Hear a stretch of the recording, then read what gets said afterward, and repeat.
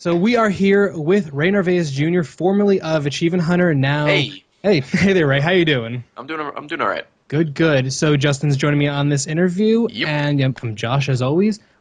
Ray, first things first.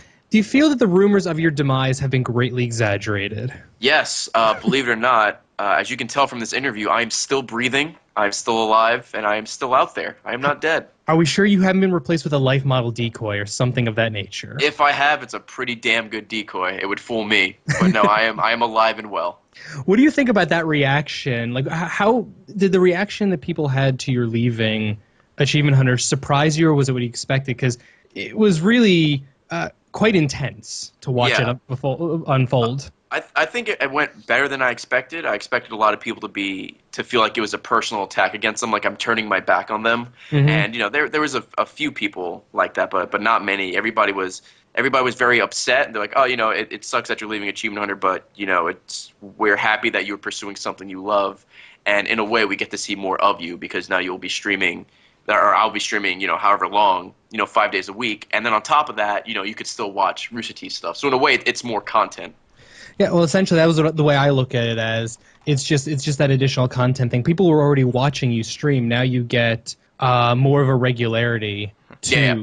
to your streaming stuff, and then people also get the Achievement Hunter stuff. Plus, I mean, you've said it yourself. You're not like leaving. You're not burning a bridge with Rooster Teeth and Achievement Hunt. Yeah, I mean, I'm still going to show up and, from things from time to time. I still have to record X-Ray and Vav, so I'll be back in the office to record that sometime soon. I'm still going to go to RTX, and, so stuff like that is still going to happen. I'm not, like, disassociating myself from the company. Like you said, there were no bridges burned. I'm still friends with anybody. There's no hate. I just simply wanted to move on and pursue something different. Makes sense. Your departure, have you seen any like reaction that actually surprised you, or more? I Um, want to say more of a shocking one. Nothing. I mean, the outpouring from people I've met through Rooster Teeth, and because I've had the opportunity to meet a lot of cool people in the industry. Just everybody texting me and tweeting me, showing their support was very overwhelming. I mean, the fans will always be the fans, but just like even people I've met like once or twice who know me as like Ray from Achievement Hunter. I thought I was not necessarily below them, but I wasn't as big as them. So I thought they would just be like, who the hell is this kid? Like I don't remember him, but. Just the support from my friends in the community was very surprising to me, and in a good way. Good, good. It's nice that you have that strong reaction, and that what's the words I'm looking for here? It's nice that people were able to respond the way that still surprised you, because you are at this point, a bit of an internet celebrity. Actually, I think quite a bit of one. So that you could still be kind of surprised by the outpouring is always a positive. Yeah, I mean it's still very surreal. I don't think I'll ever get used to people coming to hang out, watching me stream. Thousands of people who do that, or people who approach me at conventions or on the street who just want like a picture or an autograph, and it's just crazy. It's like I'm just some guy that plays video games, man. Like you and me are not so different. Well, It's great. do you feel like you have any kind of nervous energy or awkward energy when it relates to fans coming up to you? Do you still have that in you? I think the most nervous for me personally, the most nervous that I'll ever be is still doing panels. Mm-hmm. I think just people who will wait in line just to see like a not really a performance, but just kind of like an interaction like that. I just want to put on a good show, want to make it entertaining, especially at PAX, because they don't always clear out the panel rooms. So there will be some people that will get there early and watch the previous two panels just to watch the Rooster Teeth one, for example. Sure. So I'm always a little like jittery before that. But as far as like face-to-face interaction, it's always been positive. I've never had anything negative happen, so I'm more relaxed about that. But panels are definitely the number one. Like I get the heebie-jeebies before I go out on stage. Well, I gotta say, I'm actually kind of surprised of the community that I don't know if you're unintentionally forming it, but you have to be the only Twitch channel that people just hang out in your chat. Yeah, that's pretty cool. I'd like to think of it that, I mean, I guess chat rooms are popular. I'm not sure if they still are, but people like to use that as their chat room, and I just have it going all the time. I'm not going to close down my chat, and I'm like, if you guys want to hang out after the stream, before the stream, and just chit chat, more power to you. I'm not going to do anything to stop you, and I think it's pretty cool. I like to pop in every now and then, see how they're doing, see what they have to say, ways to improve the stream or what have you. And yeah, it's cool. I shouldn't say little, but the community, excuse me, that's forming from me streaming. That's a neat thing. I agree with Justin. I've never really quite seen. I'm not as big into people streaming, despite that we have a little bit of that going for our own site. I've never really quite embraced that. I guess you could say I like I kind of like the Let's Play kind of it's not scripted, but it's obviously been edited down. Streaming, I think, is very, very enjoyable, and I love that it's kind of something I actually really hate that I didn't think of this streaming kind of idea back, 10 years ago when Justin and I used to live together.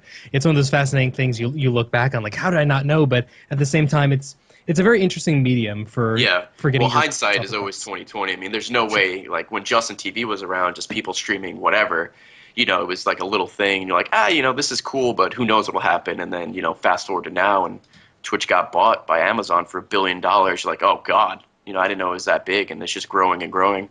It's quite weird. Now, well, speaking of that, just as a follow-up to that, with streaming now becoming such a popular thing and such a major thing, had you known about the potential, I don't know, maybe lucrativeness of it back, when you started Achievement Hunter, do you think you would have gone to streaming instead of going to the Achievement Hunter route? No, because I think Achievement Hunter being there for the 3 years, it got me more comfortable in front of a camera and in front of a microphone, and it gave me all these experiences that I think are lending very well to streaming, being able to just be entertaining in front of a chat of however many people. I mean, that's kind of the same way with Let's Plays. Like, anybody could stream, anybody can do a Let's Play. All you need is some recording stuff. But in order to be entertaining and keep an audience interested is it's not always so easy. So being able to have those experiences with Achievement Hunter and Rooster Teeth, and just see what works, see what doesn't work, was definitely very helpful in me heading off on my own and taking those skills that I learned and adapting it to streaming. Makes sense. Essentially, it broke you out of your shell. Yeah, exactly. What shell there was. At first it was very seeing the camera was like very, very scary. But and then like if you watch my my first couple of AUs, I'm like, I don't know what to do, I don't know what to say. But then toward the end, I'm just doing whatever I want because it's just like, oh, it's a camera, whatever. We're used to it at that point. Well, I mean, just about everything you guys did at Achievement Hunter was on camera. It seems like, at least, obviously there's a lot of stuff that wasn't, but it seems like Rooster Teeth's philosophy has always been the just film everything. Yeah, film everything. It's content. Always have a camera ready. If you're going to do something, that could be funny or it could be stupid, just film it. Worst case scenario, we just delete it. It wasn't funny, but a lot of things like RT Lives. A lot of RT Lives are just put out just because somebody just happened to be filming. Sure. They didn't think it was going to be a big thing, but it ended up being this extravagant thing that was funny or whatever. And we made a video out of it. We made content. Makes sense. Is that something you I don't know, an idea that you're going to bring into your own brand, into the Stream brand, just the idea of film stuff, or are you just going to keep it where it is right now, streaming? For right now, I don't have any plans like that. For right now, my main focus on streaming. Obviously, in the future, there's potential to branch out and do more YouTube stuff or do my own stuff or vlogs or whatever. But as of right now, I'm focused strictly on streaming.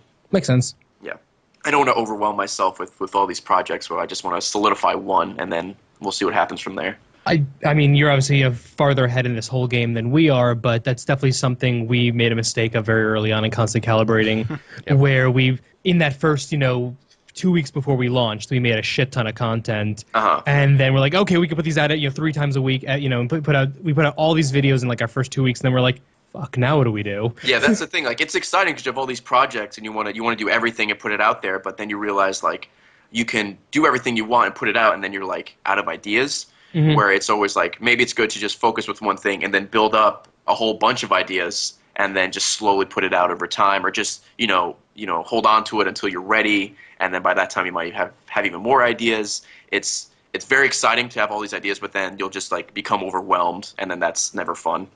Definitely, I can speak from that experience, but that's also kind of a lesson I imagine you learned from your time with Achievement Hunter. Yes. The pacing things, because obviously back when you started with Achievement Hunter, it was mostly achievement guides. It was only achievement guides, and then we ventured off into Let's Plays, and that started off with just once a week, and then it started to do 3 times a week, and then we started doing every day, and then even within that, some weeks we would do, some days we would do more than 1 Let's Play a day. So there would be weeks where maybe 8 Let's Plays would come out, and we would have all these videos in our backlog from when we filmed months back.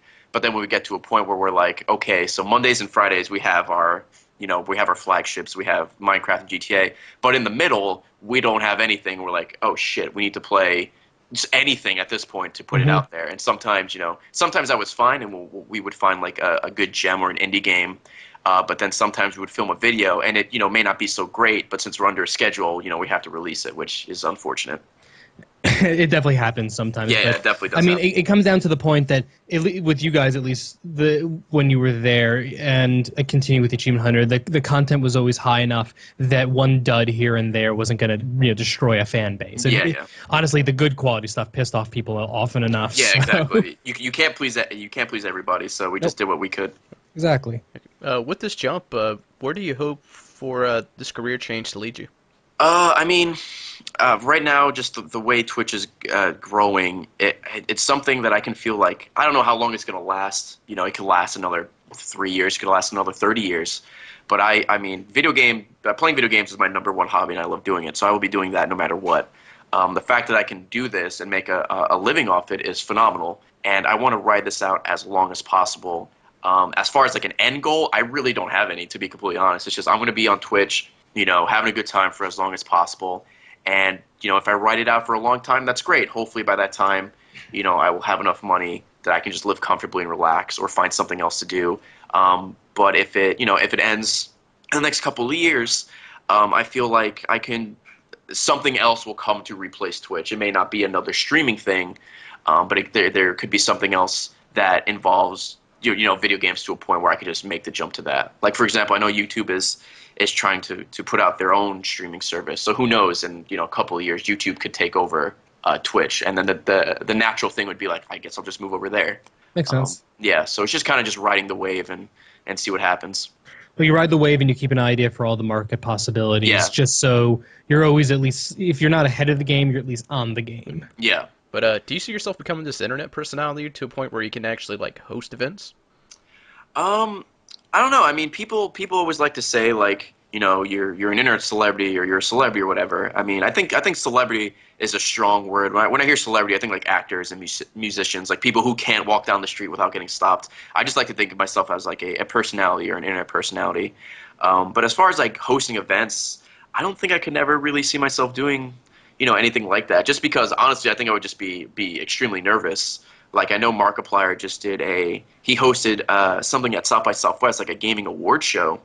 And, he's way more charismatic than I am, and I just don't know how he would do that. I'm sure, I didn't get a chance to see it, but I'm sure he did a great job. But I think myself, I would just like kind of like freeze up. Like, I'm not comfortable doing something like this, like sticking to a script or presenting awards or anything like that. I kind of like more of the free form thing, like a panel, for example, like just doing like a Q&A, like, yeah, I'm going to be up here for an hour, let's BS back and forth and have a good time. Doing something more formal, I think, is out of my comfort zone, so I don't see myself really jumping into that anytime soon. Makes sense. Well, with your leaving Achievement Hunter, I got to ask, how long was this in the works, I guess you could say? How long you'd been thinking about it, and then how long was it actually since you discussed with Jeff that you were going to leave? It was something I thought about for months, just seeing. I know a couple of people on Twitch who do it full time, so I would just like sit and watch their channel grow and kind of just look at numbers. And I would ask them too. I had a friend that came down to Austin recently because he's thinking about moving here. He streams full time, and thankfully he was kind enough to kind of like break things down for me. He's like, if you want to do this is what you have to pay attention to. And he broke everything down, and he made it more accessible to me so I could kind of get a better grasp of it. And then I also talked to Markiplier once again when he was here, and I know he's on the YouTube side of things, but just like his numbers and how he does things. And I would just ask for advice from anybody. I mean, I talk to my girlfriend all the time, and I would talk to streamers, and I would talk to pretty much anybody who would listen because I just wanted opinions from everybody. And Markiplier said, he's like, no matter what you do, whether you stay at Rooster Teeth or you venture on your own and you do your own YouTube thing, your own Twitch thing, you have a following, you have a very dedicated fan base. So I think you'll be successful wherever you go. And he didn't want to make it seem like he was pushing me out. but he just made it very clear that he thinks that no matter what I do, that I would be successful at it. And that was great, because I felt like, I needed to hear that from somebody that wasn't, myself or my girlfriend, who, she's great, she's very supportive, but at the same time you feel like even if it's a bad idea, like she wouldn't tell me. But yeah, talking to all those people pretty much opened, or just opened up the opportunity for me. I felt confident doing it. And then when I went to go to New York to visit my family for Easter, I talked to them about it, and that was rough, because they don't really understand streaming. They looked at Rooster Teeth as a career, where just like any job, you get a solid paycheck every couple of weeks. You have benefits and all this, and then try to explain what Twitch is and how it would work out. They were very hesitant, but they were very supportive, and thankfully my family's always been supportive, no matter what I do. Me being unemployed, just trying to get into Rooster Teeth, me moving to Austin to pursue Rooster Teeth, and now this. It's been very, very, very great to have them on my side. So I would say in total it was probably like 6 or 7 months of just watching Twitch streams, trying to understand, to talking to people, to finally making decisions. Like, what, I think I'm going to take a chance. Something else I should mention, I just kept just saving money too. So just in case this blew up in my face, it's like, okay, whatever, it bombed, I still have some money, for cost of living until I get, another job or whatever, which I highly recommend if anybody's going to make any crazy jump like that career-wise or whatever. Always have money saved up as like an emergency fund. But yeah, but after 6 or 7 months, I finally made the decision. I manned up and I talked to Jeff, and Jeff was obviously upset, but he said, he totally understands it. Twitch is growing, and my presence on Twitch was very large, and he says, I wish you nothing but the best, and thank you for the time you've spent here, and hopefully we can do some stuff in the future soon. And that's when the wheels started turning. That's awesome. Yeah. I mean, it's great that you have the support of your family in your decisions. That's I've always said that a strong support network, whatever you're doing in your life, is kind of the most essential thing there is. Mm-hmm. But on top of that, Jeff responded so well. He kind of we all know him kind of having this one personality, but it's always good to know the real personality. Yeah, a lot of people only see us for our on-camera personalities, and for the most part, we are us. But obviously, we're in a way we're exaggerated, like caricatures of ourselves. So that's why people still thinks like Gavin is is stupid, or he's like dumb or whatever. And there'll be times where the video might not be entertaining, which people don't understand. Like we have to make an entertaining video. So if the video is like kind of dull or whatever, somebody will do something out of the way to like maybe like make us fail a mission, for example, just so we react, and then we have to do it again, and then we do it except we're more angry this time, and stuff like that, just to make the video entertaining. And some people, I don't think a lot of people get that. But yeah, Jeff, even though Jeff on camera is like, oh, he's the drunk guy, he's crazy, he's an alcoholic, whatever. He's a very, very intelligent guy. I mean, he put together like 30, 40, 50 shows, that Achievement Hunter cycles through, and he has all these ideas for things to do and let's plays. He's a very, very smart guy, and I don't think people understand that. And it was nice to get the support from him, and from everybody at Achievement. Everybody at Rooster Teeth was super, super supportive, and awesome with the whole thing. That's good. I was going to say, one thing, I always want to discuss with everyone, part of Achievement Hunter specifically, this past RTX, we didn't get to really talk to everyone about this, but is what you mentioned, that the fans don't quite get that the personalities, yes, it's your guys' personalities, but it is, you have to act to some degree, because otherwise just normal run-of-the-mill everyone is not going to sell things. I mean, Ryan became a very popular entity in Achievement Hunter when this murderous personality came out. Yeah, when like the Mad King persona. Yeah. Well, that's the same thing with people like Tobuscus and PewDiePie and Markiplier. I mean, they all have to put on an act to a certain extent. I remember going to E3 a couple of years ago, and Tobuscus was doing this thing for Just Dance where he was like just being his caricature, just being loud and all this and being entertaining. And then as soon as they were done, he stepped off the stage. He was like, "Hello, my name's Toby Turner." It was such a weird change that it happened so sudden. I opened my eyes. I'm like, "Geez, that was crazy." And then talking to Mark and seeing how he is in his videos and in person, it's just he's more relaxed and more calm. And I've never met PewDiePie, but I can only assume the same thing. I hear nothing but good things. He's super humble and down to earth, and people think he's some obnoxious asshole because he has all these subs on YouTube. But people who who I know who've met him, who's like, yeah, man, he's super quiet and down to earth, and he was just really chill. And as a fan, obviously you don't know what goes on behind the scenes. All you see what's on the is on the videos.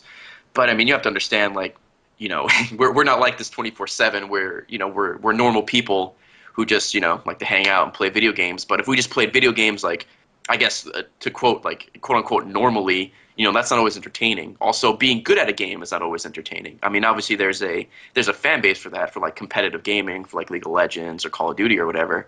But for the most part, people just like to see people playing games just be wacky and crazy and make it somewhat interesting. Well, was it the old? I don't remember the exact idiom, but it's the comedy comes from tragedy. In this case, Yeah. tragedy is screwing up in a video game, whether purposeful or accidental, Yeah, and just then screwing the with rage. each other. Yeah, exactly. That's where it comes from. And in Let's Plays, I'd say 99% of the time, at least the best stuff is based on comedy. There's very few, I feel, of what we traditionally think of for Let's Plays or even streaming, anything really necessarily dramatic, truly dramatic about it. Yeah, it seems like you said, 99% is just somebody messing with somebody getting a reaction. But there are those times where you generally do something cool in a game, or like a weird glitch happens where you just like react like, holy shit, what was that?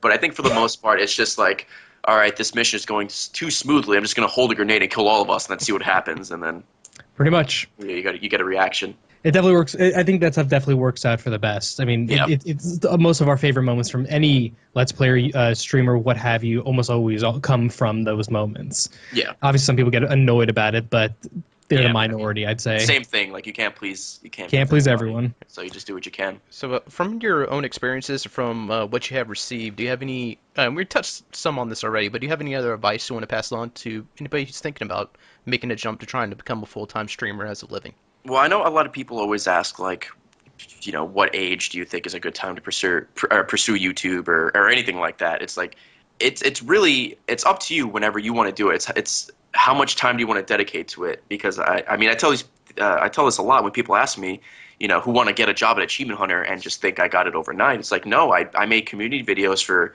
3 years just for fun, and then I was put under a contract for a year. And then, I thankfully got the job there. So, I mean, that's like 3.5 to 4 years of, just doing it from home. 3 years of that unpaid, just because you enjoy what you're doing. And, if you start a new YouTube channel or a Twitch channel or whatever it is, you have to do it because you enjoy doing it. That was the same thing with Twitch for me when I started doing that. I didn't get paid for the first however many months I did it. I just did it because I enjoyed doing it. I enjoyed playing games. I enjoy interacting with my fans. And you have to go into with that mindset, because if you go into it just for money, and if you're doing it for however long and you're not getting as much money as you think you deserve, then the quality is going to go down. You're going to be like, why the hell am I not getting all this revenue or whatever? I think as long as you're willing to put in the time and sometimes the money, because you obviously want to make your content as high quality as possible. I mean, HD. I mean, 720 is the norm now, but even now, it seems like everybody's going straight to 1080. If you're willing to, spend some money, learn some simple things, and just try it because you love it, I think you'll be fine. Obviously, it's still very hard to stand out in the sea of all the YouTubers and all the streamers, but even if you start streaming with like, one or two people, those are people who are hanging out in your chat who can literally be doing anything else in the world, but are taking the time to just check you out because, they enjoy you, they enjoy your content or whatever. And then from there, word of mouth spreads. Maybe next time you'll have 10 viewers, and then next time you'll have like 20, and, it builds up until you have hundreds, maybe thousands. So you can't expect it to happen overnight. If you're willing to put in the time and the effort, who knows what'll happen. Obviously I can't promise anything, but there's a very good chance if you enjoy what you do, people will notice that, and then people will start watching. Ugh, time and effort. Who has time? Who has the time or effort for that? Yeah, there's not enough hours in a day. No, there really isn't. But we all make do. That's the thing, is if something's your passion, it doesn't matter if it's YouTube, Twitch, gaming, anything related to it. It doesn't matter if you're going to the medical field, music, whatever you're going into. Yeah. Everything's time and effort. It's absolutely, there's a lot of time and effort for anything if you want to get good at it. But it's absolutely worth trying to follow your dream, as cheesy as that sounds. I mean, like, don't get discouraged if it doesn't work out immediately. Just keep at it. Even if you try it when you're like 18, it doesn't work out, and you come back to it when you're like 20 or 21. Just keep trying. Do not give up on it. I mean, I worked hard to get to Achievement Hunter Rooster Teeth, and I did that. And when I felt like, it was time to move on to pursue something else, I saw this opportunity, and I was scared, I was terrified, but at the same time, I'm like, I'm just gonna, I'm gonna take a chance. And thankfully, so far, it's been working out fine, and hopefully, it works out in the future. But it is scary. It is scary to make a jump like that. But I mean, if everything works out, then the payout is great, and you feel wonderful. Yeah, that makes sense. So one last real question from me is, do you feel it was easier before or easier now or about the same to get into this kind of field when you started versus now? I think the longer you wait for anything like this, it's going to be harder because there's more competition. Mm-hmm. The perfect example of that is when Achievement Hunter first started, and I first started doing community videos back in 2007, I believe, 2007, 2008. There was only a handful of people who made community videos, probably 10, maybe less than that.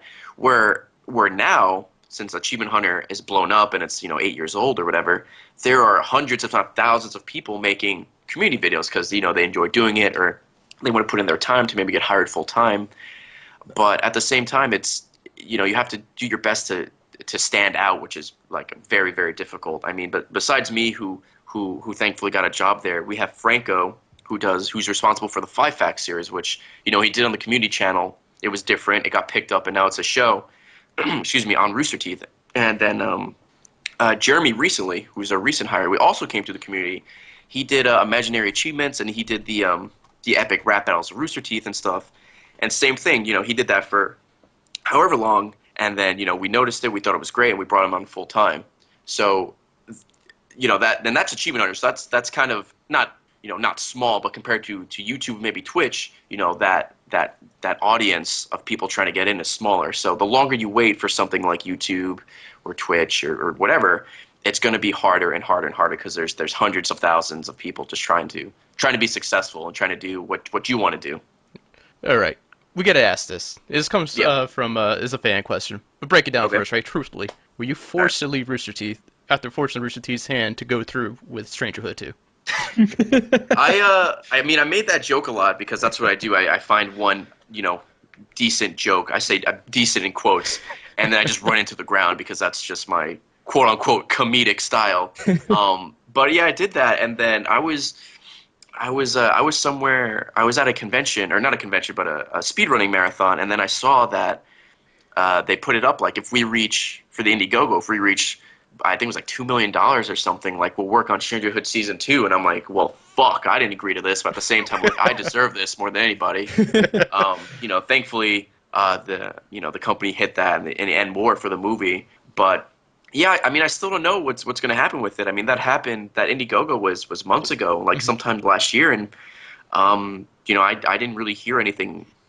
I didn't really hear it that much. I mean, I saw Carrie took a picture of like the I think like the title page of what the script would be. Obviously, there was no script yet, as a joke, and he tweeted that. And I remember Gray making a tweet like he's downloading The Sims 4. And honestly, those are the only things I heard of it. I mean, there were no talks that I'm going to do this or that or what's going to happen of it. So as far as I know, it's going to get made. I just don't know when or who's going to be a part of it. Yeah, I think we asked at RTX last year.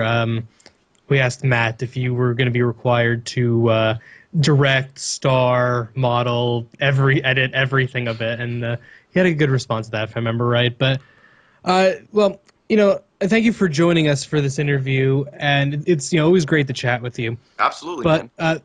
What plugs? Let's just more people probably know where to find you who are listening to this anyways, but just in case, anything you want to plug of your own stuff or anyone else's? The only thing I want to plug is obviously I want to plug Rooster Teeth and the Let's Play channel. So it's youtube.com/roosterteeth and youtube.com/Let's Plays, and then there's roosterteeth.com. If you guys haven't heard of it or checked it out, I highly recommend it. They produce so much content that you will find something you like. I can promise you that. And then for me personally, you can find my streams at twitch.tv/brownman. I stream every day except Mondays and Thursdays. I'm a variety streamer, so I stream, whatever the hell I feel like playing. So if you're into that, be sure to check me out. And you can follow me on Twitter at twitter.com/Ray Narvaez Jr, which is just simply my name.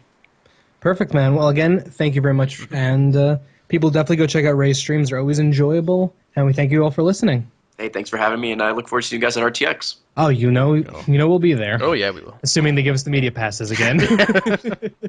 All right, take care, guys. You as well. You too, Ray.